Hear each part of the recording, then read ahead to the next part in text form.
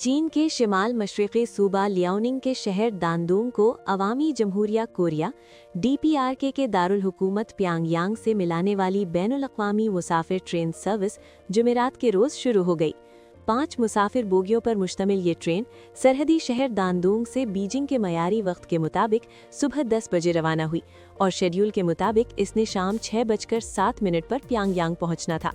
दानदोंग railway station के बैनुल-अक़वामी रवानगी hall में ट्रेन की औकात-ए-कार, इलेक्ट्रॉनिक स्क्रीनें और सर्विस काउंटर्स पर मालूमात कोरियन और चीनी दोनों जबानों में फराहम की गई। ट्रेन सर्विस इफ्तिताही रोज कस्टम्स क्लियरेंस के अमल को यकीनी तौर पर रवा रखने के लिए Dandong exit and entry frontier inspection station ने मुताल्लिका मकामी हुक्काम के साथ पेशगी राब्ता कायम किया ताकि मालूमात के तबादले, बिला रुकावट कार्रवाई और मौसर इश्तराक को यकीनी बनाया जा सके।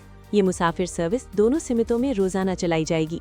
प्यांगयांग से रवाना होने वाली ट्रेन मकामी वक्त के मुताबिक सुबह 10:26 पर रवाना होगी और बीजिंग वक्त के मुताबिक शाम 4:23 पर दानदोंग पहुंचेगी। China state railway group company limited के बैनुल-अक़वामी शोबे के एक ओहदेदार ने कहा कि ये ट्रेन सर्विस सरहद पार सफ़र करने वाले मुसाफिरों के लिए एक अहम जरिया साबित होगी और दोनों ममालिक के दरमियान दोस्ती को मजबूत बनाने वाला मुतहर्रिक राब्ता भी बनेगी।